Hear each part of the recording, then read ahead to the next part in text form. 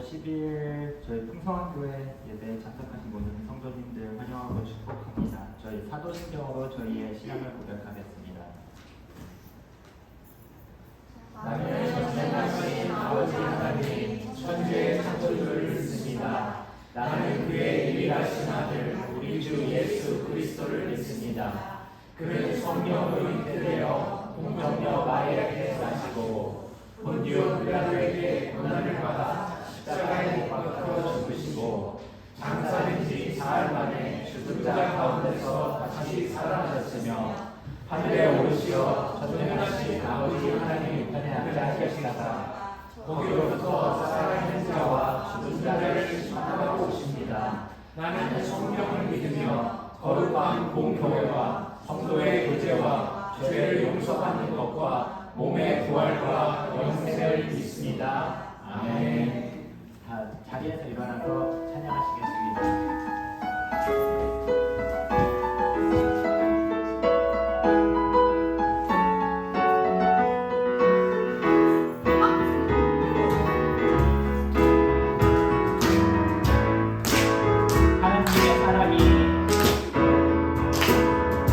하나님의 사랑이 당신의 삶 가운데 가득하기를 축복합니다. 하나님의 은혜가 우리 가운데 가득하게 기도합니다. 하나님의 사랑이 당신의 삶 가운데 가득하기를 축복합니다.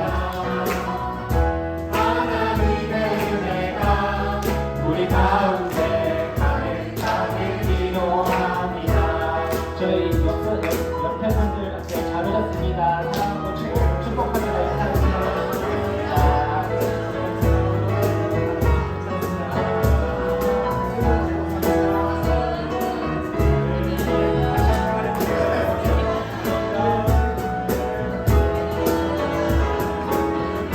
하나님의 사랑이 당신의 삶 가운데 가득하기를 축복합니다. 하나님의 은혜가 우리 가운데 가득하게 기도합니다. 하나님의 사랑이 당신의 삶 가운데 가득하기를 축복합니다. 하나님의 은혜가 우리 가운데 가득하게 기도합니다. 가득하게 기도합니다. 가득하게 기도합니다.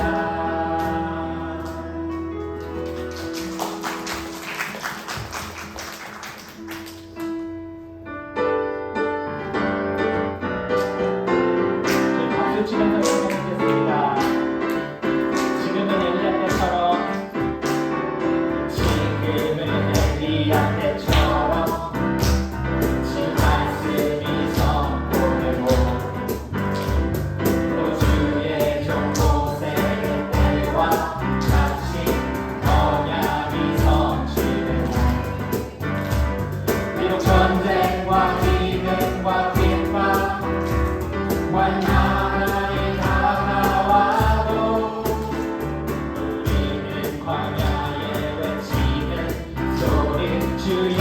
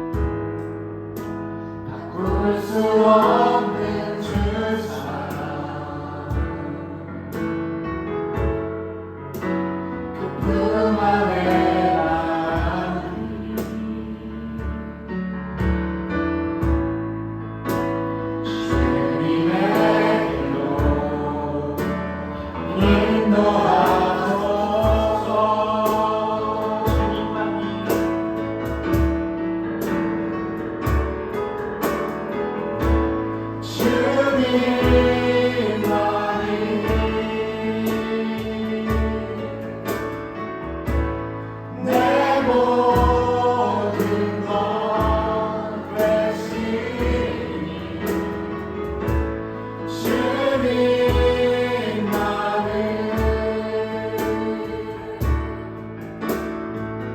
더 알게 하소서.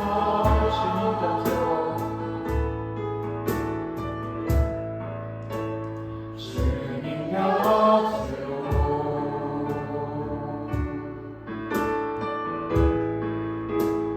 나를 이끄소서.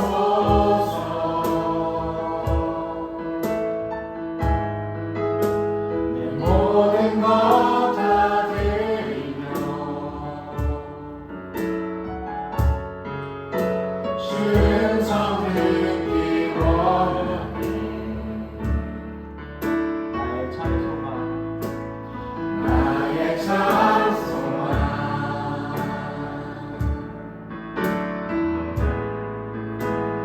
그 무엇과도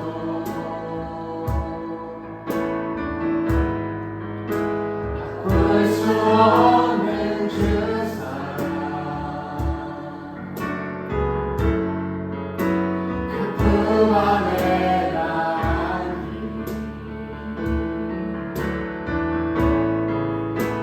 주님의 길로 인도하소서.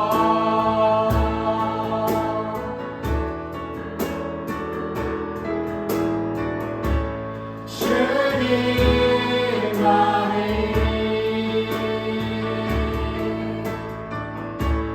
내 모든 것 되시니 주님만을 더 알게 하소서.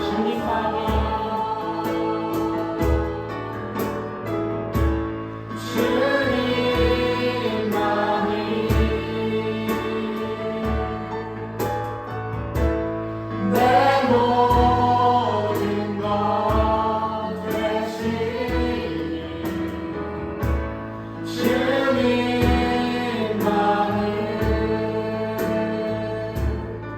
주님만을 더 알게 하소서. 목마른 나의 영혼 주를 부르니 나의 마음 만져 주소서. 주님만을 원합니다. 더 원합니다. 나의 마음 만져 주소서. 목마른 나의 영혼 목마른 나의 영혼 주를 부르니 나의 마음 만져 주소서. 주님만을 원합니다. 더 원합니다. 나의 마음 만져 주소서. 마지막으로 목마른 나의 영혼 주를 부르니 나의 마음 만져 주소서. 주님만을 원합니다. 더 원합니다. 나의 마음 만져 주소서.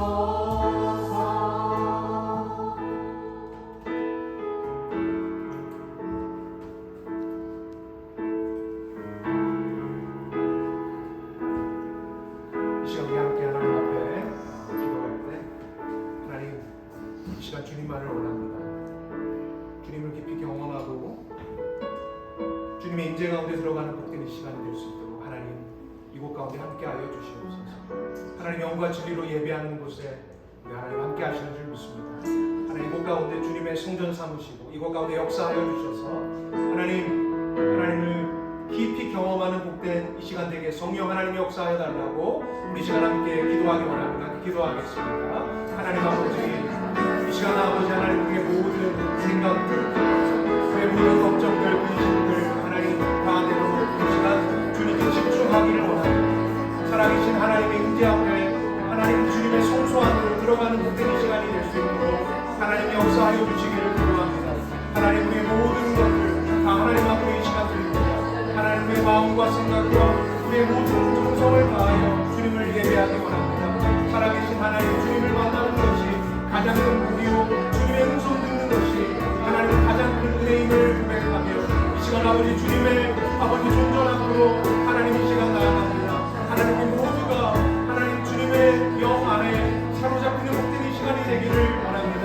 하나님 역사하여 주시옵소서. 주님 함께하여 주시옵소서. 우리 인재가 아버지 하나님 우리가 주님 앞에 더 가까이 나가는 복된 이 시간이 되기를 성령 하나님의 마음을 엽니다. 우리의 생각을 엽니다. 하나님의 급박하고 완악한 마음을 하나님께 드려주시고 하나님 우리의 마음을 주님의 즐거움과 같은 인생 가운데 하나님 보배되신 주님이 남기는 복된 시간이 되게 성령 하나님 역사하여 주시옵소서. 주님을 찬양합니다. 이곳 가운데 주님이 인도하여 주시고 주님 함께하여 주시옵소서. 주님 역사하여 주시옵소서.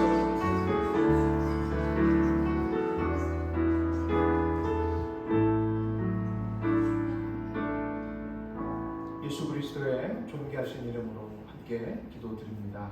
이 시간 다 앉으셔서 우리 함께 봉헌송 주님께 드려진 예물에 올려드리도록 하겠습니다.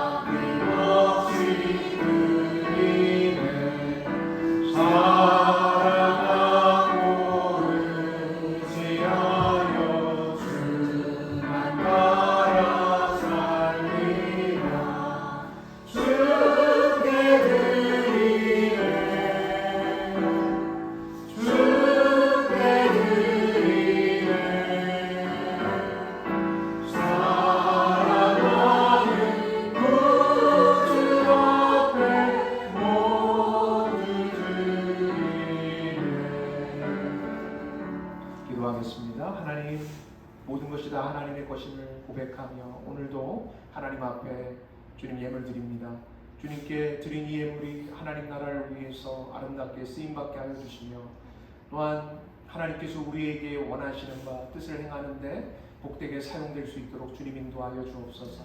하나님 드린 손길 위에 하나님께서 함께하여 주시고 하나님 생과 살을 주관하시는 우리 주님께서 하나님 모든 복으로 충만하게 채워주시고 하나님 드리기 원하는 어려운 형편 가운데 있는 지체들이 있습니까? 하나님 위로하시고 하나님께서 또한 필요들을 채워주시옵소서. 감사드리옵고 예수님 이름으로 기도드립니다. 아멘. 할렐루야. 광고 시간입니다. 오늘도 우리 예배 중에 우리 성만찬이 있고요. 또 주중에 우리 풍성한 삶으로의 초대 가지고 함께 계속해서 1대1 제자 훈련을 하고 있습니다. 멤버십 트레이닝 하고 있고요. 우리 교회 로고 도안을 공모 중에 있습니다. 우리 기쁜 집사님 어떻게 잘 되고 있습니까? 생각 좋습니다. 생각을 드러내 주시기를 부탁을 드립니다. 우리 예배 실시간 라이브 방송을 위해서 50명이 구독을 해야 된다고요. 지금 43명인 걸로 알고 있는데 43명? 네? 46명. 46명입니까? 3명이 늘었다고 합니다. 할렐루야. 4명만 이제 되면 우리가 라이브로 방송도 할 수 있다고 그러니까 우리 4명 뭐 금방 되겠죠? 그렇게 생각 들고요. 우리 전미주 우리 장애인 체전이 2월 17일부터 18일 이번 주 금요일 토요일 날 있습니다. 가능하시면 우리 한인 회에서 주관하여서 이렇게 하는 귀한 행사니까 우리 모두 좀 참석을 하시면 좋겠고요. 특별히 자원봉사자들을 모집하고 있습니다. 목요일 날 우리 장애인 분들이 이제 공항에 도착해서 그분을 숙소까지 이렇게 만나요. 숙소까지죠. 네, 숙소까지 라이드 해드리는 어떤 그런 공사들도 필요하고요. 그래서 목요일, 금요일, 토요일, 주일 혹시 시간이 되시는 분들 조각조각이라도 괜찮습니다. 오전, 나는 목요일 오전이 괜찮다, 아니면 오후가 괜찮다, 아니면 금요일 오전이 괜찮다, 오후가 괜찮다, 그런 시간들을 가능하신 분들은 우리 장로님께 말씀해 주시면 이렇게 어레인지해서 우리가 한인회에서 하는 귀한 행사에 함께 동참할 수 있었으면 좋겠습니다. 예, 오늘 또 이렇게 뭐 새로 오신 분이라고 하긴 낯선데 예, 우리 형제님 자매님 이렇게 예배 드리러 함께 오게 되고 우리 전 교회에 있을 때 뵀던 분들이라서 저는 뭐 전혀 낯설지는 않지만 너무 반갑고 또 이곳에 이렇게 함께 예배하게 드려서 큰 기쁨입니다. 우리 큰 박수로 우리 하나님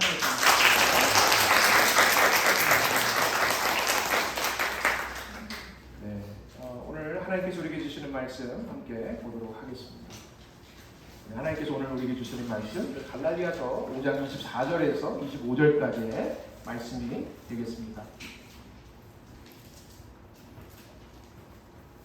갈라디아서 5장 24절에서 25절 말씀 앞에 보시고서 함께 읽으셔도 되고요. 아니면 본인 성경으로 읽으셔도 되겠습니다. 네, 함께 한 목소리로 두 절이니까 합독하겠습니다. 시작. 그리스도 예수의 사람들은 육체와 함께 그 정욕과 탐심을 십자가에 못 박았느니라. 만일 우리가 성령으로 살면 또한 성령으로 행할지니. 왜 또 새로운 교회가 필요한가? 6번째 시간, 우리의 일상을 성령님을 따라 삽시다 라는 제목으로 여러분들과 함께 말씀 나누기 원합니다. 우리가 이렇게 새로운 교회를 시작하면서 우리 교회의 존립 이유, 존립 목적에 해당되는 것 6번 정도 이제 시리즈를 했으면 이제 다 뭐 누가 이렇게 물어봐도 자동반사적으로 나오리라 생각이 드는데 그렇죠? 우리 같이 한번 처음 보시는 분들은 앞에 보시고요. 계속 계셨던 분들은 외우셔서 우리 같이 한 목소리로 해보도록 하겠습니다. 시작. 하나님 나라 복음으로 하나님의 형상을 회복하여 이웃을 섬기고 세상을 경영하는 다음 공동체. 자, 옆에 분 다시 보면서 잘하고 있는지 시작. 하나님 나라 복음으로 하나님의 형상을 회복하여 이웃을 섬기고 세상을 경영하는 다음 공동체. 여러분 이것이 우리 교회 우리 사명 선언, 존립 이유, 존립 목적이 되겠습니다. 우리 풍성한 교회 하면 핵심 성경 구절이 뭐죠? 라고 묻는다면 여러분 어떻게 대답하시겠습니까? 여러분 주보에 나와 있어요. 주보 커버에 딱 나와 있죠. 요한복음 10장 10절 뭡니까? 같이 해볼까요? 시작. 내가 온 것은 양으로 생명을 얻게 하고 더 풍성히 얻게 하려. 예수님께서 오신 이유는 우리를 빈곤해하게 하고 우리를 결핍시키시기를 원하는 것이 아니라 오셔서 당신의 생명을 주시고 또 그 생명을 더 풍성하게 누리게 하시길 원한다라는 것입니다. 그것을 우리가 죽어서 누리는 것이 아니라 하나님 나라 복음은 어디서부터 누려요? Right here, right now. 바로 여기서부터, 바로 지금부터 우리가 누리는 것이 그 풍성한 하나님 나라 복음이라는 것입니다. 그 풍성함의 그림. 우리가 하나님 나라가 우리 인생 가운데 또한 우리 공동체 가운데 침입하여 뚫고 들어오게 될 때 어떤 일이 일어나는가? 그 풍성함의 모습은 어떠한 모습일까? 우리가 그림을 그려본다면 다음과 같을 것이라는 것입니다. 여러분 앞에 보시면 우리가 이 4가지 관계로 우리가 좀 정리를 해볼 수가 있습니다. 하나님과 나와의 관계, 나 자신과의 관계, 이웃과의 관계, 그리고 세상과의 관계인 것이죠. 우리가 하나님과 나와의 관계가 회복되어지면 하나님의 무한한 사랑으로 말미암아 나 자신을 건강하게 사랑합니다. 그렇죠? 제가 지지난 주간에 설교했죠. 건강한 자기를 어떻게 사랑하는가? 우리가 부인해야 되고 우리가 못 박아야 할 나가 있고 또한 더불어서 우리가 가꾸고 더욱더 격려하면서 우리가 사랑해야 할 나 자신이 있다라고 말씀을 드렸습니다. 여러분 우리가 예수 그리스도 안에 들어오면 큰 축복 여러 가지가 있지만 2가지가 있다고 말씀드렸습니다. 제가 아침에 일어나서 아니면 주무실 때 꼭 이거 상기해 보시라고 말씀을 드렸는데 기억하십니까? 전혀 처음 듣는 표정으로 이렇게 계신데요. 무엇입니까? 첫 번째가 하나님 우리가 허락하신 축복이 뭡니까? 하나님께서 예수 그리스도 안에서 나를 어떻게 한 거예요? 받아들여 주셨다. 따라해보겠습니다. 하나님께서 예수 그리스도 안에서 나를 받아들여 주셨습니다. 그러니까 내가 잘해서가 아니에요. 하나님께서 무한한 사랑으로 나를 받아들여 주셨다. 예수 그리스도 안에서. 두 번째는 무엇입니까? 내가 예수 그리스도 안에서 특별한 존재가 되었습니다. 예.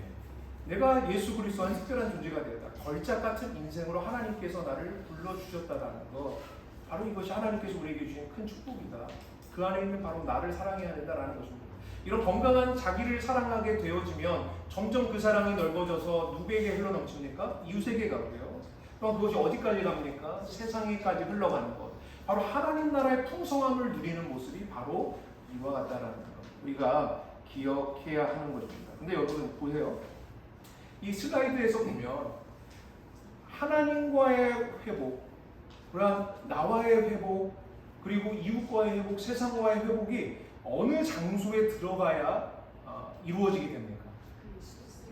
내가 어디 있어요 지금 슬라이드에서? 그리스도 안에 있는 것이죠. 인 크리스토, 예수 그리스도 안에 쑥 하고 들어오게 될 때 여러분 이것이 우리의 온전한 하나님의 풍성한 은혜를 받아 누릴 수 있다는 것입니다. 여러분 그렇기 때문에 이것을 체크업하는 것이 신앙생활하면서 너무너무 중요합니다. 무엇입니까? 내가 진정으로 예수 그리스도 안에 들어와 있는가? 내가 진정으로 거듭났는가? 진정으로 내가 회심의 과정을 거쳐서 그리스도인이 됐는가를 스스로 체크업해 보는 것은 너무너무 중요한 것입니다. 이 체크업하는 과정에서 가장 중요한 것은 무엇입니까? 내가 신앙의 출발점에 섰냐라는 것이죠. 오늘날 참 안타까운 것이 오늘날 현대 교회에서 보게 되면 교회에 다니는 사람을 뭐라고 해요? 그리스도인이라고 합니다. 그렇지만 1세기에 또한 성경에서 말하는 그리스도인은 그와 같지 않습니다. 교회에 나오는 것은 그냥 교회에 나오는 분인 겁니다. 정말 그리스도인이 된다는 건 무엇입니까? 거듭났다라는 것이고 회심했다라는 것이고 예수 안에 후속하고 들어왔다라는 것을 가르치는 것이죠. 그렇기 때문에 우리는 내가 진정으로 예수 안에 들어온 그런 출발점을 경험했는지를 되돌아보는 것이 얼마나 중요한지 모릅니다. 어떤 분은 이렇게 얘기합니다. 목사님 저 모태신앙이에요. 저희 아버지가 장로님이세요. 저희 아버지가 목사님이세요. 이거가 아니라 이것이 진정한 출발점이 아니라는 것입니다. 세례도 침례도 진정한 출발점이 될 수 없습니다. 또한 무엇도 출발점이 될 수 없습니까? 영접기도 구원의 확신 이런 모든 것들이 다 나쁜 것이 아니라 너무 좋은 일이지만 그것들이 진정한 출발점이라고 성경은 이야기하고 있지 않고 진정한 출발점은 무엇입니까? 한번 따라해 보겠습니다. 하나님 나라 복음을 바르게 이해하고 받아들이는 것입니다. 여러분 이해하지 못하는데 어떻게 받아들여요? 예수가 누구신지 무슨 일을 하셨는지를 제대로 알지 못하는데 내가 무조건 믿는다고 구원받습니까? 말이 안 되는 것이죠. 정말 나를 위해서 하나님께서 무엇을 하셨고 세상을 위해서 무엇을 하셨는지를 내가 제대로 알고 이해할 때 주님 내가 그렇게 살겠습니다라는 고백이 나오는 거죠. 당연한 건 아니겠습니까? 제가 유튜브를 이렇게 보다가 이런 우리의 회심과 구원에 대해서 이 진정한 출발점에 대해서 좀 잘 우리에게 어떻게 보면 이해시켜 줄 수 있는 그런 클립이 하나 있어서 비디오 클립 짧은 영상인데요. 여러분들에게 잠깐 보여드리기 원합니다. 한번 보세요. 준비됐습니까? 예. 보겠습니다. 시작. 예.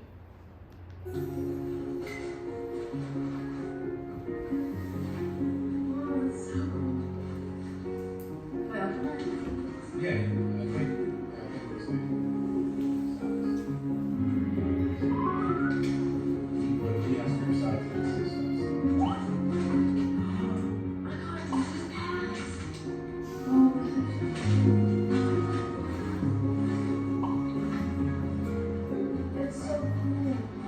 It's like Christmas.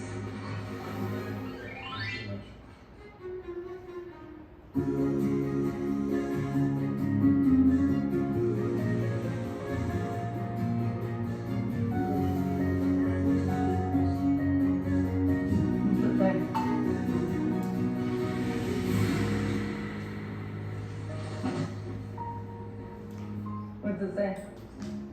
What's it say? Adopted?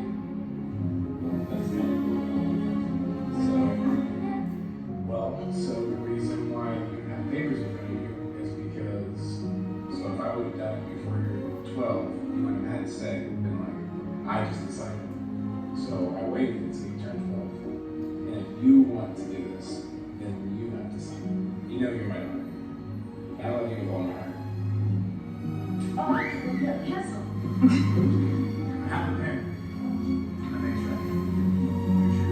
Yes. I don't see her any other way. You know, that's my kid. There's no difference to me except for paper.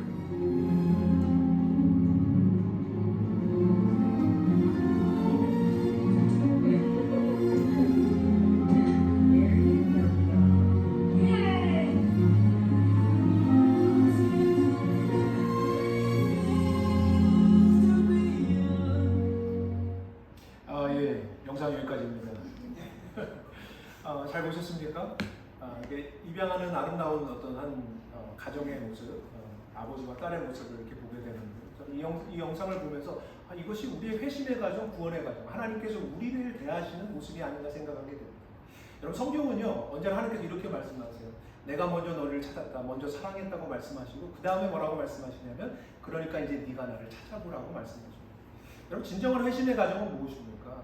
아버지가 어떠한 분인지 이해하고 깨닫는 과정들이 전제가 되는 것입니다. 그냥 막상 믿는 것이 아니에요. 우리의 신앙생활에 있어서 그저 예수 믿고 천국 가려고 하는 신앙의 모습, 여러분, 이곳에서 이제는 우리가 한 단계 더 나아가서 성경이 말하는 하나님 나라 복음에서 말하는 메시지에 주의를 기울여야 되는 것입니다. 여러분, 이 영상에서 참으로 감동적인 것은 무엇입니까? 이 아버지가 아들이 아니죠. 갑자기 성이 바뀌었어요. 딸을 입양하면서 본인이 다 입양 처리해갖고 자기 호적에 올릴 수 있었지만은 그렇지 않았다라는 거예요. 2살 때 입양해서 10년간 아이를 정말 정성껏 아름답게 키웁니다.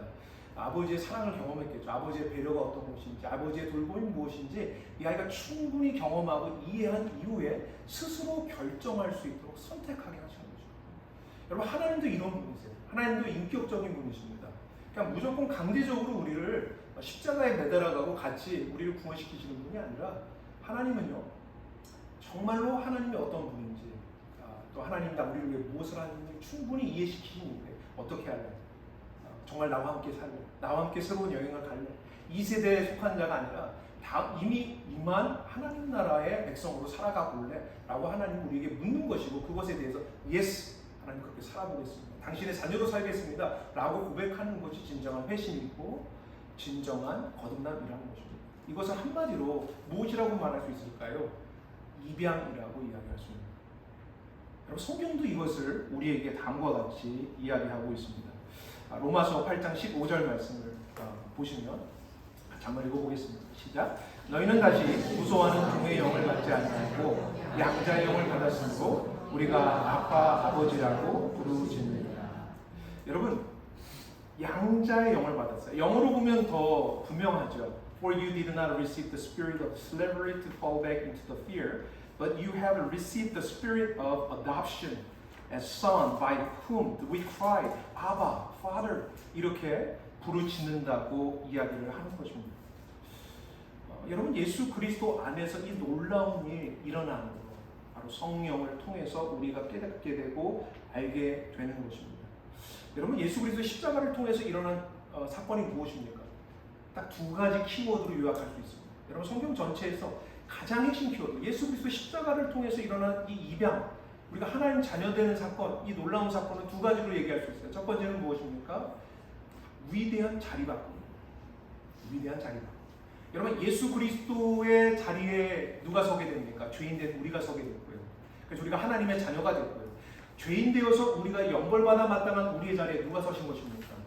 예수 그리스도가 서심으로 말미암아 위대한 자리바꿈이 일어나는 것이 복음이고 십자가라는 것입니다. 또한 더불어서 또한 무엇이라고 얘기할 수 있는가? 성경은 위대한 출애굽이라고 얘기합니다.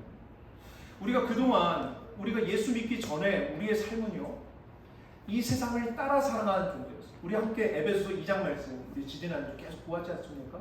세상을 따라가고 세상 풍조를 따라가고 세상 유행 따라가고 세상의 가치 따라가고 세상의 문화 따라가라서 어쩔 수 없이 따라 살아가는 그런 노예된 삶밖에 낼 수 없는 인생. 그런데 우리가 그것으로부터 자유케 되었다는 것이에요. 바로 죄라는 사단이라는 이 세상의 소나기에서 벗어나서 새로운 삶의 가능성의 문이 활짝 열리는 사건이 바로 십자가 새로운 출애굽, 위대한 출애굽의 사건임을 성경은 말하고 있는 것입니다. 여러분, 그런데 우리가 이런 질문이 들어요. 그 십자가 알겠습니다, 목사님. 2000년 전에 일어났던 사건 알겠습니다. 그리고 우리가 살고 있는 캔자스 지역이 아니라 저 지구 반대편에 있는 팔레스타인 지역에서 일어난 사건인 것을 알고 있습니다. 그것이 역사적인 사건이고 객관적인 사건입니다. 예수님께서 갈보리 언덕에서 돌아가신 건 알겠습니다. 그런데 그것이 어떻게 나에게 의미가 있고 나에게 그것이 능력이 되고 그것이 나에게 효력이 될 수 있겠습니까? 우리는 지금 저 팔레스타인 지역의 지구 반대편에 있는 이 캔자스 지역, 미국의 캔자스 하트랜드에 살고 있고요. 그리고 시간도 2000년이 지났는데 어떻게 그것을 우리는 과연 믿고 신뢰하며 따라갈 수 있습니까? 이런 질문을 할 수 있다는 것이죠. 이에 대하여서 성경은 무엇을 말하고 있습니까? 여러분, 우리가 함께 보았던 이미 로마서 8장 15절 말씀에 뭐라고 했어요? 우리가 두려워하는 종의 영을 받지 않고 무엇을 받았다고 합니까? 양자의 영을 받았어요. 그래서 우리가 아바 아버지라 부릅니다. 여러분, 이것은 무엇을 이야기하는 것입니까? 2000년 전의 그 십자가, 객관적인 사건이죠. 그 객관적인 사건이 우리의 삶에, 우리의 인생에 주관적으로 우리에게 파고 들어올 수 있게 되는 놀라운 일이 누구를 통해서 일어난 것입니까? 따라해 보겠습니다. 성령님. 성령님을 통해서 일어난 거예요. 시간과 공간을 초월해서 그 객관적인 놀라운 십자가의 사건이 나에게 아멘으로 받아들여지고 그것이 내 삶을 이끌어가게끔 하는 그 동력이 되고 능력이 되고, 그리고 우리에게 가르쳐 주시는 분이 있다면 그분이 바로 성령 하나님이다 라고 성경은 말하고 있는 것입니다. 이어지는 말씀 계속 보겠습니다. 로마서 8장 16절에서 17절 상반절까지 보면 성령이 친히 우리 영과 더불어 우리가 하나님의 자녀인 것을 증언하시나니 자녀임은 또한 상속자고 하나님의 상속자요 그리스도와 함께한 상속자니라 라고 이야기하고 있는 것입니다. 우리가 하나님의 자녀라는 것을 우리 안에 성령님이 오셔서 계속해서 증거하시는 것입니다. You are my son, you are my daughter. 계속해서 성령께서 우리한테 각인시켜주며 우리가 세상을 따라가는 삶에 사는 존재가 아니라 예수 그리스도 안에서 이미 임한 하나님 나라를 살게끔 하나님께서 우리를 계속해서 초청하고 계시다라는 것입니다. 여러분, 질문 한번 드려볼게요. 여러분 안에 성령님께서 계십니까? 애매모호해. 답 안 하신 분은 뭐예요? 여러분, 오늘날 많은 분들이 나 예수 믿고 천국 가면 되는 곳인데 성령님이 굳이 뭘 필요해? 라고 생각하는 분들이 적지 않습니다. 그래서 성령님은 있어도 그만 없어도 그만 이라고 생각하는, 마치 액세서리처럼 여기는 분들이 적지 않은 현실을 바라보게 됩니다. 여러분, 그런데 성경은요, 성령님의 내주의 유무가 얼마나 중요한지를 우리에게 강조하고 있는데요. 로마서 8장 9절 말씀을 보면 다음과 같이 이야기합니다. 만일 너희 속에 하나님의 영이 거하시면 너희가 육신에 있지 아니하고 영에 있나니. 그 다음에 같이 읽어볼게요. 시작. 누구든지 그리스도의 영이 없으면, 여러분, 누구든지 그리스도의 영이 없으면 그리스도의 사람이 뭐래요? 아니라는 거예요. 그러니까 성령이 내주하지 않으시면 이 사람은 거듭나지도 않았을 뿐더러 회심하지도 않을 뿐더러 하나님의 자녀도 아니라는 거죠.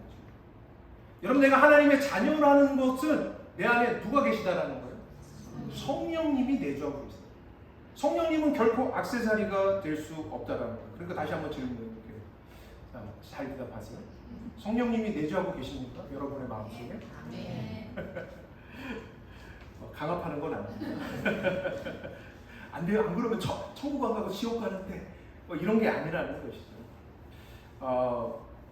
여러분, 그런데 참 아리송하죠. 내 안에 정말 성령님 계신 것이라고 이야기하기도 애매한 그런 상황들을 많이 겪고 우리가 살아가고 있습니다.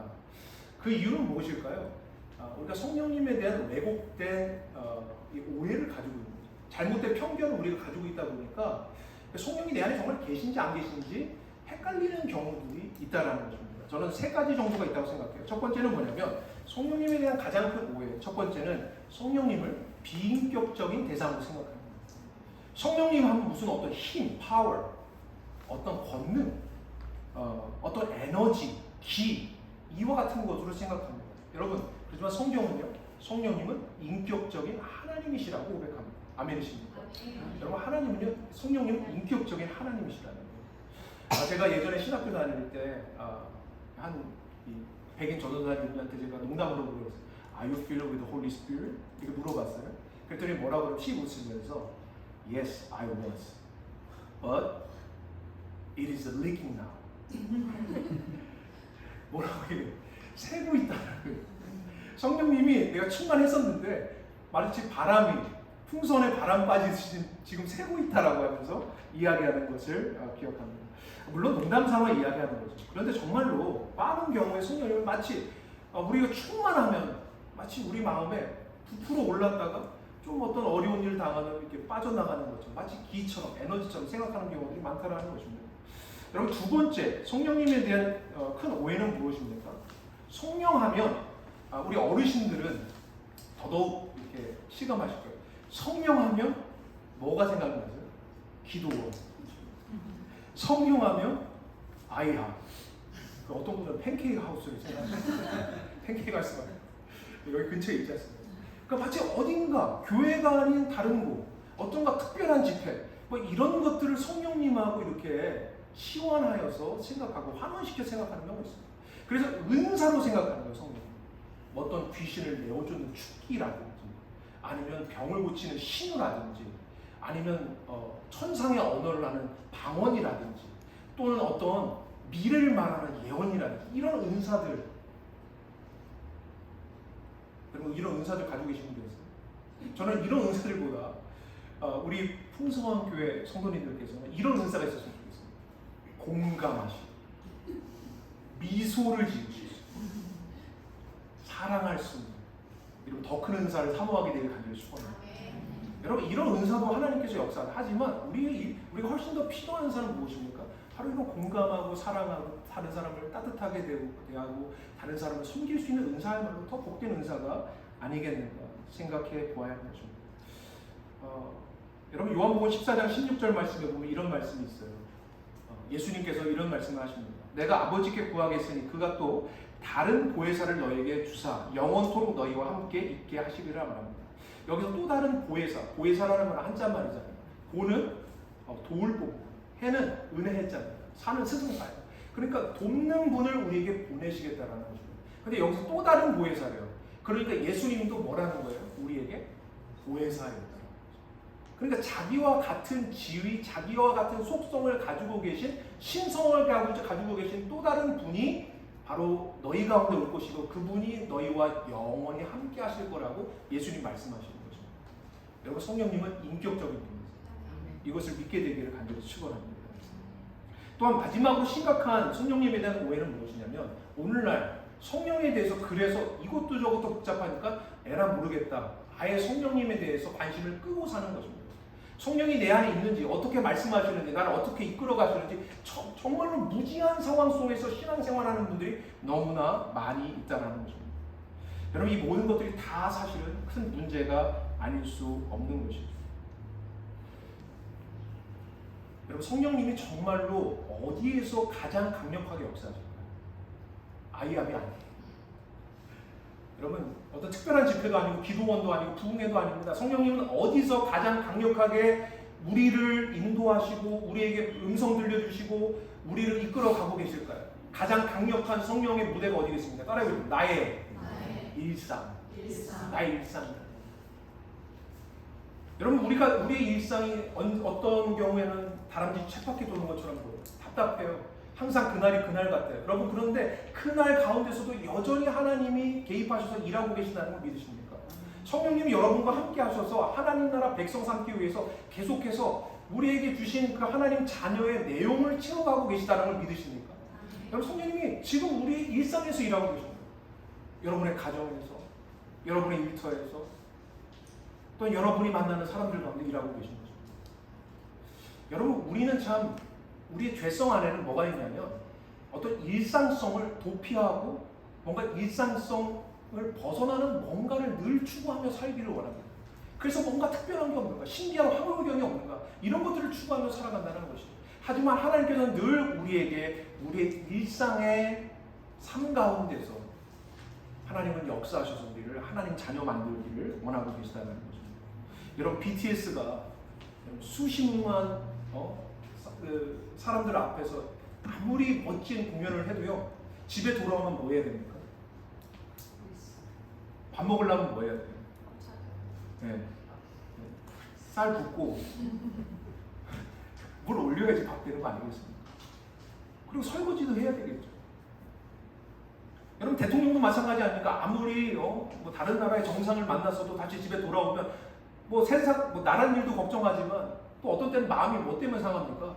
부부 싸움에서 상하는 거예요. 그렇지 않습니까? 전혀 부부 싸움 안 하시는 분들. 그렇게 우리 일상 가운데 하나님은 일하고 계시다는 것, 우리가 이것을 기억하며 나가야 하는 것입니다. 여러분 그렇다면 정말 성령님께서 우리 일상 가운데 오셔서 하시는 핵심 사역이 무엇일까? 여러분 고린도전서 12장 3절 말씀을 보면 다음과 같이 말씀하고 계세요. 우리 같이 한번 읽어볼까요? 시작. 그러므로 하나님의 영으로 말하나니 누구든지 예수를 저주라 또 성령으로 아니하고는 누구든지 예수를 주시라. 여러분 성령님께서 오셔서 하시는 우리의 일상에 오셔서 끊임없이 하시는 사역은 무엇입니까? 한번 따라해볼까요? 주인 바꿔놓는 사역. 주인을 바꿔놓는 사역을 하는 거예요. 여러분 우리가 이 세대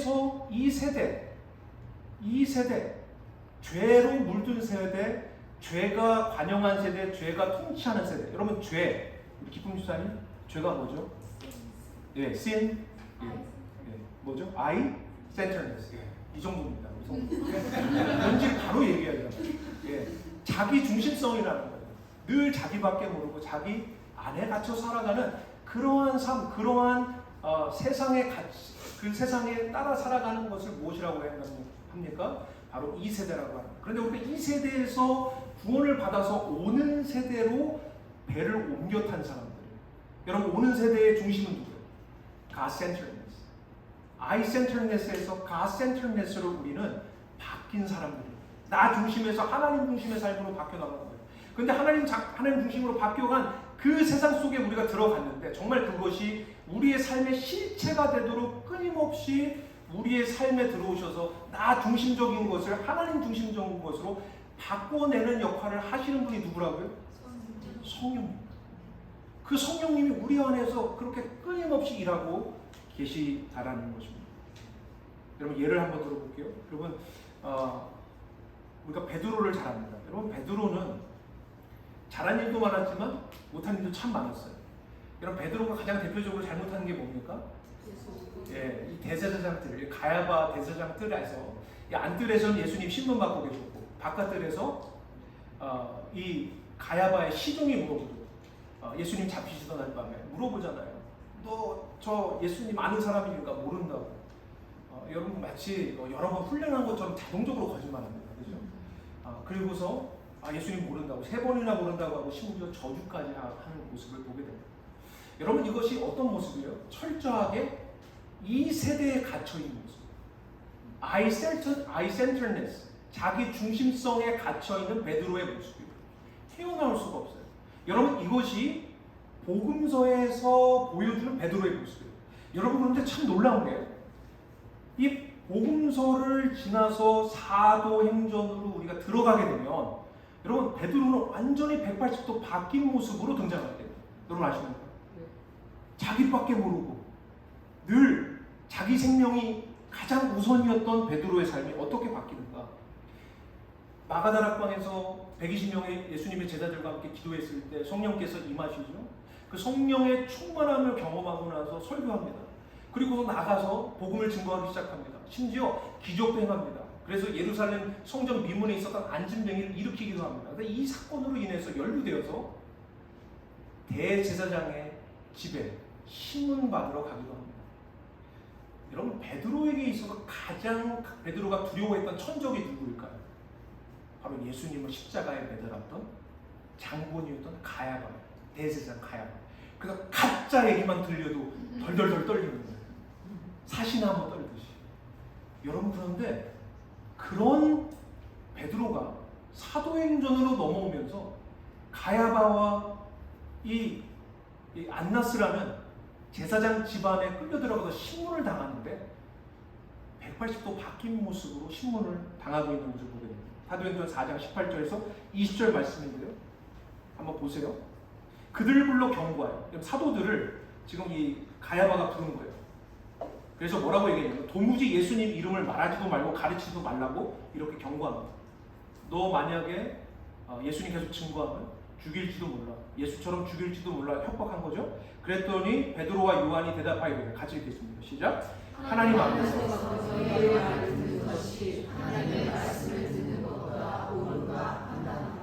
우리는 보고 들은 것을 말하지 않았습니다. 여러분 베드로가 바뀐 게 좀 느껴지세요? 그럼 가짜 얘기만 들어도 발발 떨던 가야바 앞에 이 눈도 못 맞추셨던 베드로입니다. 가야바의 시종이 너 예수님하고 같은 한 도단이지 그랬더니 아니라고 거짓말이 술술 나왔던 베드로가 지금 가야바의 시종이 아니라 가야바 앞에 섰어요. 예수님 십자가에 매달려 죽였던 그 사람 앞에 선 거예요. 근데 그 사람 앞에서 뭐라고 합니까? 내가 지금 하나님 앞에서 네 말을 들으랴 하나님 말씀을 들으려. 여러분 완전히 바뀌었어요. 여러분 이게 어떻게 일어나게 됩니까? 어떤 분들은 이것을 보면서 야 성령 충만하면 저렇게 간이 배밖에 나오나 보다. 성령 충만하지 말아야 돼. 이렇게 하면 안 되겠죠. 여러분 무엇을 본 것입니까? 이 세대 자기 중심성에 갇혀있는 이 세대의 문화가 침몰하고 있고 이미 예수 그리스도를 통해서 위대한 출애굽, 위대한 자리바꿈의 새로운 시대가 도래했다는 것을 성령님을 통하여서 깨닫게 된 거죠. 그렇기 때문에 하나님 나라를 살아가기 시작한 겁니다.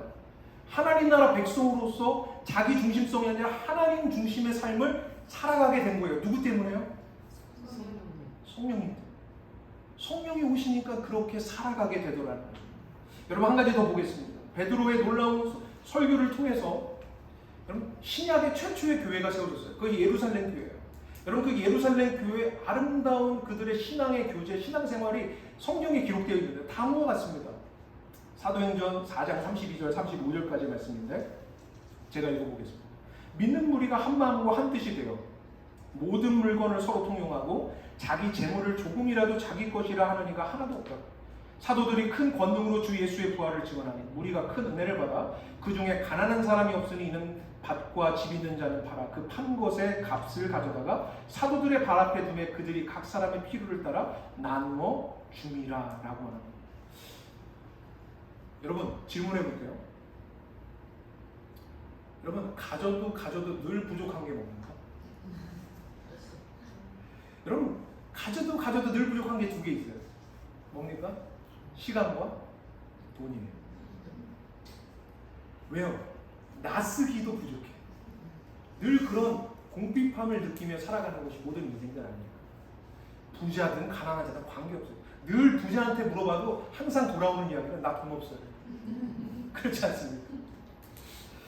여러분 나를 위해서 쓰는 그 모든 돈, 모든 시간들, 자기 중심성 안에 갇혀있는 인생들에게 늘 부족할 수밖에 없어요. 그런데 이 인생들이 자기 중심성이 이 세대가 아니라 이미 임한 하나님 나라를 살아가게 되고 그 성령께서 오셔서 진정한 하나님 나라를 보이시고 그것이 실체임을 깨닫게 하시니까 이들이 어떻게 해요? 자신이 꽉 쥐고 있었던 돈주머니가 열리기 시작해요. 이웃이 보는 세상이 보는 나는 여러분 저는 이 누가가 참 인상적으로 썼던 이 구절이 저는 35절이라고 생각해요. 35절 말씀 다시 읽어보겠습니다. 시작. 사도들의 발 앞에 두매. 여러분 돈은 언제나 어디에 있죠? 발 아래에 있나요? 아니죠. 돈은 이 세상에 어디 있습니까? 사람들 머리 위에 있어요. 늘 추앙의 대상, 늘 경배의 대상. 그것 때문에 살고, 그것 때문에 울고, 그것 때문에 웃고, 늘 그것 때문에 사람들은 자신의 인생을 허비하며 살아갑니다. 여러분 그런데 하나님 나라가 임하니까 그 돈이 어디로 가요? 발 아래로 갑니다. 발 아래로 갑니다. 본래 하나님이 주신 그 돈 사용의 위치로 제대로 돌아가는 모습을 우리는 보게 되는 거죠. 저는 우리 풍성한 교회, 우리 성도님들, 우리 모든 믿음의 지체들이 돈이 머리 위에 있는 것이 아니라 발 아래에 있게 되기를 간절히 축원합니다. 발 아래에 있어요. 하나님께서 그렇게 우리를 이끌어 가고 계시다라는 것입니다. 여러분 이런 얘기를 들으면 어떤 분들은 그래요. 이런 속담을 생각할지 모르겠어요. 목사님 오늘 성령님을 얘기하시는데 호랑이로 몰려가면 정신만 바짝 차리면 살 수 있다고 그러는데 성령님께 홀려서 내 주머니 털리는 거 아니야? 괜히 예수님이 부자 청년한테 한 말씀처럼 야 너 그 모든 돈 다 갖다 팔아서 가난한 사람 나눠주고 날 따라라 혹시 그러는 거 아니야? 혹시 날 보고 내가 은퇴 자금 다 마련해 놨는데 내가 이민 생활하면서 얼마나 고달팠는데 내가 은퇴하면은 내가 가고 싶은 거 가고 먹고 싶은 거 먹으면서 좀 내가 그런 계획 세우고 있는데 갑자기 성령의 충만함이 확 들어와 버려가지고 아프리카 오지로 떠나는 거 아니야? 사랑하는 성도 여러분 이런 생각을 누가 주는 걸까요? 여러분 안에서 우리가 성령의 충만함을 받아야 돼요. 아멘이시죠? 좀 반밖에 안 해요. 제가 겁을 드셨더니 여러분 성령의 충만함을 받는 거 우리가 성령 안에 살아가는 거 여러분 이것이 손해보는 겁니까? 아니에요. 여러분 한번 생각해 보세요. 비즈니스가 있어요. 두 비즈니스가 있는데 한 기업은요 지금 이제 저물어 가요. 곧 있으면 망한대요. 그리고 또 다른 비즈니스는요 점점점 지금 성장하고 있어요. 곧 있으면 대박 날 거예요. 여러분 재정 어디다가 사용하시겠습니까? 어디다가 쏟아 부으시겠어요? 망하는 곳, 되는 곳 어디다 하시겠어요? 우리 해동훈 집사님 어디다 하실 거예요? 되는 거예요. 떨면서 얘기해요. 되는 곳에 해야 되는 거예요. 여러분 이 세대는 가고 있다니까요. 오는 세대에 하는 것. 여러분 이건 희생도 아니에요. 여러분 예수를 잘 믿는 건 희생이 아니에요. 예수를 믿는 건 뭡니까? 따라해봅니다. 투자예요. 투자. 오고 있는 하나님 나라 이미 예수 그리스도 안에서 죽음이 살해되고 죄가 해결된 그 나라가 이 땅 가운데 임하고 있잖아요. 이 땅에 임하는 하나님 나라를 우리는 믿음으로 바라보고 여기에 인생을 투자하며 살아가는 거예요. 여러분 이것이 복된 인생이라는 거예요. 희생이라는 거창한 명분을 갖다 붙일 필요도 없다는 거예요. 여러분 초대교회 성도들 베드로 수많은 하나님의 백성들이 그것을 보고 하나님 나라로 뛰어들어가는 역사가 성령의 강림을 통하여 일어나게 되었다는 것입니다. 그런데도 여전히 우리 마음에 석연치 않은 마음들이 계속해서 일어나요. 예수 믿으면 성령 충만하면 손해볼 거야 라는 그런 마음들이 왜 드러날까? 여러분 성경은 이렇게 얘기한다는 거예요. 갈라디아서 5장 16절 17절 말씀을 보면 다음과 같이 이야기하고 있습니다. 같이 읽어볼게요. 시작. 내가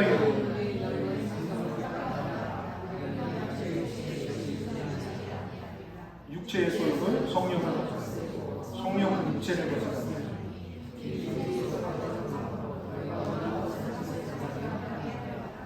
여러분 여기서 육체는 우리의 몸을 플래시를 가르치는 게 아니에요. 여기서 육체라는 말은 죄성입니다. 죄성. 그러니까 우리 안에 예수를 믿어도 여전히 잔존하는 죄성이 있기 때문에 그 죄성이 성령 충만함에 사십시오. 하나님 나라를 위하여 투자하는 인생을 사십시오. 라는 이야기를 들어도 스물스물 우리 마음에 올라오는 게 뭐예요? 그렇지만도 않아. 손해볼지 몰라. 아니면은 주님이 이상한 데 가라고 할지도 몰라. 두려움을 계속 심어준다. 누가 주는 거예요? 성령님이 주는 거예요? 아니면은 죄성이 주는 거예요? 죄성이 주는 거예요. 여러분 우리 안에 성령이 들어오시면 이제는 영적 갈등이 시작되게 된다고 성경은 그래요. 영적 갈등. 그래서 우리는 분별해요. 이게 성령의 음성인가? 아니면 이것이 죄성으로부터 나오는 음성인가? 여러분 죄성을 따라 살아가는 삶에 대해서 결국은 이 세대에 붙들려서 살아가는 삶이 결국은 맺는 열매들이 어떠한지를 구체적으로 바울은 이야기하고 있습니다. 갈라디아서 5장 19절에서 21절 말씀인데 같이 읽어보겠습니다. 시작. 육체의 일은 분명하나니 곧 음행과 더러운 것과 호색과 우상 숭배와 주술과 원수 맺는 것과 분쟁과 시기와 돈냄과 당짓는 것과 분열함과 이단과 투기와 술 취함과 방탕함과 또 그와 같은 것이다. 전에 너에게 경계한 것이 경계하는지 이런 일을 하는 자는 하나님 나라를 유업으로 받지. 여러분 이 우리 안에 잔존하는 죄성을 따라 살아가면서 결국 이 세대에 묶여 살아가는 사람들이 시간이 가면서 맺는 그 열매를 이렇게 이야기하고 있어요. 이것을 세 3 category로 우리가 나눠서 생각해 볼 수가 있습니다. 여러분 이렇게 볼 수 있습니다. 육체의 일을 보세요. 음행과 더러운 것과 호색과 우상 숭배. 주술은 뭡니까? 여러분 한 가지만 뽑아서 생각해보세요. 여러분 성이라는 건 귀한 거예요. 성이라는 건 귀한 거예요. 근데 그 섹스라는 성이라는 것이 귀한 것인데 그것이 부부의 관계에서는 하나님께서 주신 선물이에요. 그런데 그 부부의 관계를 벗어나서 그 선을 넘어서게 되면 어떻게 됩니까? 그건 재앙이 될 수 있어요. 지금 그러니까 육체의 일, 성령을 따르지 않고 이 세대를 따라 살아가는 삶은 어떤 삶인가? 하나님이 정해놓으신 선을 넘어가는 삶, 비윤리적이고 비도덕적인 열매를 맺게 되는 것. 그것이 첫 번째 캐러고리입니다. 두 번째 캐러고리는 무엇인가? 자, 계속 보겠습니다. 원수 맺는 것, 분쟁, 시기, 분냄, 당지는 것, 분열함, 이단. 여러분 이 모든 것들은 뭐예요? 따라해서 관계를 깨트리는 것. 관계를 깨트리는 것. 여러분 오늘날 우리 현대 그리스도인들 중에서 여러분 이민교회 얼마나 시끄러워요? 우리 전의 교회도 그래요. 여러분 이것이 아무런 죄가 아닌 것처럼 착각하고 살아요. 그냥 도덕적으로 윤리적으로 사회 규범적으로 내가 문제가 없으니까 괜찮다고 생각해요. 아니요. 이것이 육체의 열매고 이것이 죄성으로 인하여 맺혀진 결실이라는 걸 아십니까? 그러니까 관계를 깨트리는 것은 성령의 역사가 아니라 누구의 역사입니까? 죄성의 역사, 사탄의 역사. 여러분 이것을 우리에게 분명히 경고하고, 세 번째는 무엇인가? 술 취함, 방탕, 투기, 이것을 가르칩니다. 여러분 이것은 무엇과 관계됩니까? 생활 양식과 관계됩니다. 하나님은 우리가 규모 있게 살아가기를 원하세요. 우리에게 하나님이 조금 주시면 그 조금 가지고 나누면서 살기를 원하십니다. 많이 주시면 그 많은 것을 가지고 많이 나누면서 살기를 원하십니다. 근데 적게 줬는데 많이 사용해요. 규모가 있는 거예요, 없는 거예요? 여러분 성령께서 이건 아니지라고 말씀하신다는 거예요. 여러분 이렇게 하나님께서 우리 가운데 오셔서 개입하고 계십니다. 성령께서 음성을 들려주고 계세요. 여러분 정말 우리가 성령을 따라가서 살아가서 이 세대가 아니라 다음 세대, 이 세대가 아니라 오는 세대에 붙들려 살아가는 삶, 그 삶으로 인하여 우리에게 맺혀지는 삶, 우리 신앙인들에게 반드시 결실되어야 되는 열매는 무엇인가? 갈라디아서 5장 22절에서 23절까지의 말씀. 뭐 다 아시는 말씀이죠? 우리 같이 한번 큰 목소리로 읽어보겠습니다. 시작. 오직 성령의 열매, 사랑과 희락과 화평과 오래 참음과 자비와 양성과 충성과 온유와 절제니 이 같은 것을 금지할 법이. 여러분 성령은 약하신 분이에요, 강하신 분이에요? 여러분 많은 경우에 이 세상의 횡포와 위협과 어떤 여러 어려움 속에서 성령님은 잠자고 계신 것처럼 느껴지는지 모르겠어요. 그런데 여러분 성령이 뭐라고 합니까? 이것을 금지할 법이 없다. 어떠한 조건과 상황과 환경 속에서도 성령의 열매는 기필코 맺을 수 있다 없다? 있다는 거예요. 그러니까 우리에게 뭐라고 얘기하는 겁니까? 상황 탓하지 말고 환경 탓하지 말고 성령에 붙들려서 성령의 음성 듣고 이 열매를 맺어가며 살아가라. 바로 이것이 내가 너희에게 목적한 삶이라고 우리에게 말씀하고 계신 것입니다. 저는 여러분들의 삶의 어려운 고단함 속에서 감출 수 없는 기쁨이 넘쳐나길 간절히 축원합니다. 미소가 있는 저는 아름다운 우리 성도님들 되기를 간절히 축원하는 것입니다. 여러분 이번 주 과제 하나 드릴게요. 요걸 한 주간 사시면서 여러분의 마음에서, 여러분 성령님 계시죠? 다시 한번 성령님 계시죠? 아직도 모르겠어요? 성령님 계시잖아요. 그럼 그 성령님께서 여러분에게 하시는 음성이 있어요. 그리고 더불어서 여러분의 잔존하는 죄성이 하는 음성이 있을 것입니다. 이것들을 한번 잘 분별하면서 한번 따져보세요. 하나님이 나에게 뭐라고 말씀하시죠? 제가 어제 말씀을 준비하다가 제 아내하고 잠깐 다퉜어요. 아마도 오늘 설교 예화를 쓰라고 다투게 잠깐 언성을 높이며 다퉜습니다. 그럼 늘 다투면서 제 마음에서 이 죄성이 늘 하는 말은 뭡니까? 네가 맞아, 네가 옳아, 네가 잘났어, 이거예요. 그러니까 목소리가 점점점 올라가지 않습니까? 그럼 성령님이 뭐라고 말씀하세요? 쓴 약일수록 몸에 좋은 거야. 네 아내의 말을 잘 들어봐. 잘 들어. 이렇게 계속 주님은 반대편에서 말씀하셔요. 여러분 이것이 계속 왔다 갔다 하는 거예요. 여러분 이처럼 여러분의 삶 가운데 하나님이 말씀하고 계시다라는 거예요. 여러분 어떤 분도 이렇게 얘기해요. 성령님이 나한테 말씀 안 하세요. 아니요. 안 들으려고 하니까. 여러분이 부부싸움할 때, 여러분이 어떤 일터에서 누군가를 만날 때, 여러분 어떤 여러 상황 속에서 성령님은 말씀하고 계세요. 이런 그 음성에 순종하는 한 주가 되기를 간절히 축원합니다. 자, 여러분 그 주보에 보시면 나눔 질문이 있습니다. 나눔 질문. 자, 나눔 질문 있죠. 제가 여러분에게 지금 딱 3분의 시간을 드리겠습니다. 자, 옆에 분하고 같이 한번 나눠보세요. 자, 나눔 질문 있죠. 자, 2번 가지고 한번 나눠보세요. 지난 주간 여러분의 감정과 생각 그리고 행동을 자극하고 중동하는 것들은 무엇입니까? 그것은 어디로부터 온 것입니까? 성령님으로부터 온 욕망입니까? 아니면 육체, 죄성으로부터 온 욕망입니까? 여러분 한번 나눠보세요. 옆에 분하고 잠깐 나눠보세요. 3분 시간 드립니다.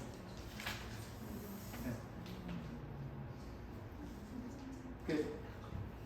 이렇게 뒤로 나눠주세요. 예, 뒤로 나눠주세요. 예, 한번 나눠보세요. 자, 한 분 시간 드릴 테니까.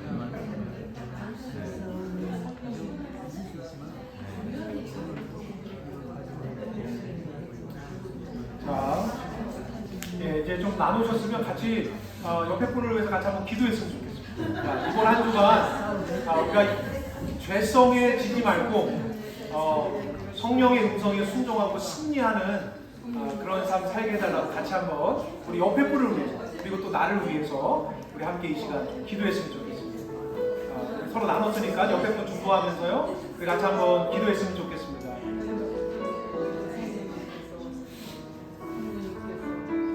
기도 함께 하겠습니다. 우리 같이 기도하겠습니다. 하나님, 주님 우리가 지체를 사랑합니다.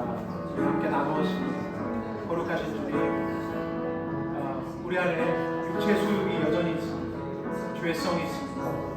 나밖에 모르고 나를 위해 살고 나를 주장하고 살려고 하는 이러한 우리 안에 끊임없이 우리를 이끌어가고 있는 이끌어가려고 하는 이런 허상과 거짓의 욕망들이 여전히 우리 안에 있습니다. 하나님, 이것도 십자가에 못 박은 자들입니다. 주님, 이미 우리는 이 세대가 아니라 모든 세대에 속한 자요, 자기 중심성이 아니라 하나님 중심으로 살아가는 자요, 이웃 중심으로 살아가는 자로 변화된 형제입니다. 하나님, 우리의 합당한 삶, 하나님 우리의 인생, 하나님 우리에게 허락하신 시간과 재정과 에너지가 하나님 어떠한 열매를 맺어야 되겠습니까?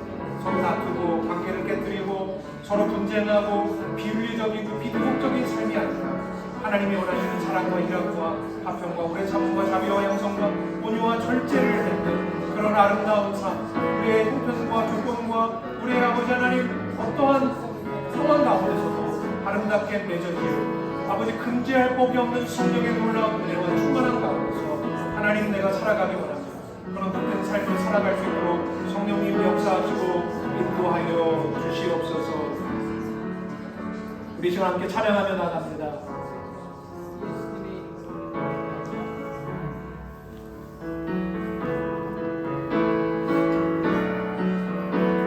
허무한 시절 지낼 때 시절 지날 때 기쁜 한숨 내쉴 때 그런 풍경 보시며 단식하는 분이네. 고와 같은 너희를 버려두지 않으리. 내가 너희와 영원히 함께하리라. 다시 한번 고백합니다. 허무한 시절 지낼 때 허무한 시절 지날 때 기쁜 한숨 내쉴 때 그런 풍경 보시며 단식하는 분이네. 고와 같이 너희를 버려두지 않으리. 내가 너희와 영원히 함께하리. 우리 같이 일어나서 찬양합니다. 성령이 오셨네. 성령이 오셨네. 성령이 오셨네. 내 주에 보내신 성령이 오셨네. 우리 인생 가운데 진히 찾아오셔서 그 나라 꿈꾸게 하시네. 찬양하면서 우리 뒤에서부터 나오셔서 이 시간 우리가 주님의 살과 피해를 대하는 이 시간 되기 원합니다. 비난처가 되시네. 성령님 계시네. 주의 영이 계신 곳에 참 자유가 있다네. 진리의 영이신 성령이 오셨네. 성령이 오셨네. 성령이 오셨네. 내 주에 보내신 성령이 오셨네. 우리 인생 가운데 친히 찾아오셔서 그 나라 꿈꾸게 하시네. 성령이 오셨네. 성령이 오셨네. 내 주에 보내신 성령이 오셨네. 우리 인생 가운데 친히 찾아오셔서 그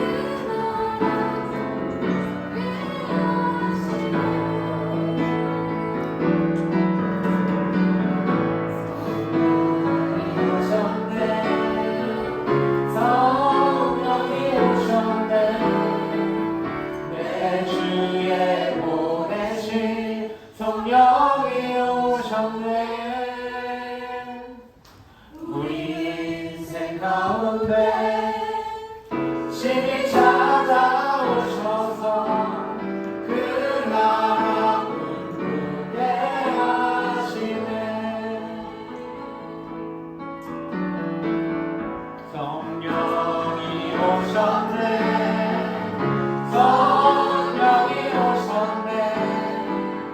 내 주에 보내신 성령이 오셨네. 우리 인생 가운데 신이 찾아오셔서 그 나라 꿈꾸게 하시네.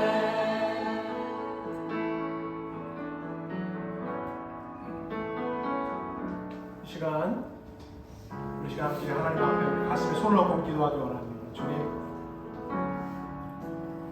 예수 그리스도의 십자가 놀라운 사건을 통해서 위대한 자리바꿈이 일어났고 위대한 출애굽이 일어났습니다. 더 이상 우리는 죄, 사탄의 세력에 무릎 꿇는 자가 아니라 세상의 노예처럼 이리저리 끌려다니는 인생이 아니라 이미 임한 하나님 나라를 살아가는 거예요. 이미 동이 텄고 이미 시작된 하나님 중심, 이웃 중심의 삶으로 우리에게 하나님께서 시작되었던 우리에게 성령을 보내주셨습니다.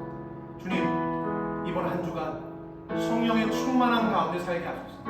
성령을 따라 살게 하소서. 예배당 나가면서 성령을 끄고 가는 인생이 아니라 성령님과 동행하는 인생을 살게 하여 주옵소서. 주님, 우리의 삶의 조각조각마다 상황마다 하나님께서 말씀하시고 개입하실 때 순종하는 자 될 수 있도록 이번 한 주간 인도하여 달라고 우리 시간 함께 주여 부르짖고 기도합니다. 주여! 하나님 아버지, 이 시간 하나님 기도합니다. 하나님, 우리가 주님을 의지하며 살겠습니다. 성령 하나님, 아버지 하나님, 거칠고 힘든 이 세상 가운데서 세상의 횡포와 위협 속에서 하나님, 내가 예수 그리스도를 붙들고 하나님 백성으로 살아낼 수 있는 하나님 그 동력과 힘과 아버지 하나님 그 모든 아버지 하나님의 삶의 신앙생활의 실체가 되게끔 말씀하시는 거죠. 하나님 아버지 성령의 능력입니다. 성령께서 함께 하시는 것입니다. 하나님 아버지, 우리가 성령님을 얼마나 무관심하게 생각하며 성령님을 내팽개치며 성령님을 몰아내며 성령을 소멸하며 살아갔던 우리의 모든 악한 죄들에 대하여서 이 시간 하나님 회개합니다. 돌이키기 원합니다. 강한 전환하기 원합니다. 이 세대에 뭔가 또 다른 미련이 있어서 여전히 이곳에 애착에 아버지 하나님 이 세상 가운데 붙들려서 살아갔던 우리의 모든 삶에 대하여 하나님과 철저하게 회개하며 방향 전환하며 하나님 아버지 이미 임한 하나님 나라를 살아내는 하나님 백성이 되기를 원합니다. 주님 역사하여 주시옵소서. 주님 함께하여 주시옵소서. 하나님 인도하여 주시옵소서.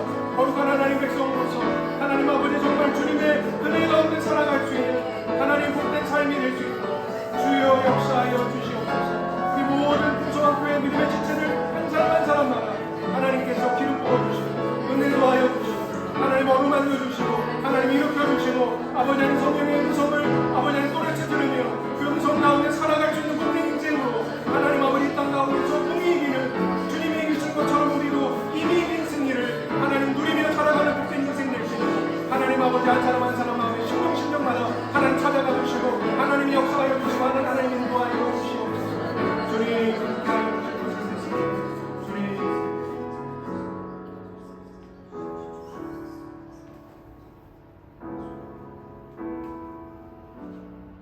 이제는 하늘보좌를 버리고 이 땅 가운데 오셔서 주에 사로잡혀서 결국은 사망으로 영벌로 저주로 심판으로 마치 온 인류가 폭주 기관차에 타서 저 벼랑 끝으로 가는 이 인류를 가만두지 않으시고 친히 오셔서 십자가에 달리심으로 말미암아 이 땅에 하나님 나라 도래케 하심으로 이 세대에 속한 자가 아니라 오는 세대에 속한 자로서 우리를 살게 하신 독생성자 예수 그리스도의 은혜와 하나님 아버지의 극진하신 사랑과 성령 하나님의 내주교통하시는 역사가 우리의 영혼에 이미 성령을 보내셔서 하나님 나라를 보증하시고 확증하시고 그 나라로 초청하시며 그 나라의 삶의 그 내용을 채워가라고 말씀하시는 그 음성 앞에 아멘으로 화답하며 한 주간의 삶을 그렇게 살겠노라고 또 성령을 끄는 자가 아니라 성령을 소멸하는 자가 아니라 성령에 이끌려 살아가겠노라고 고백하고 결단하는 우리 모든 믿음의 지체들 머리머리 위에 영원토록 함께 하시기를 간절히 축원하옵나이다.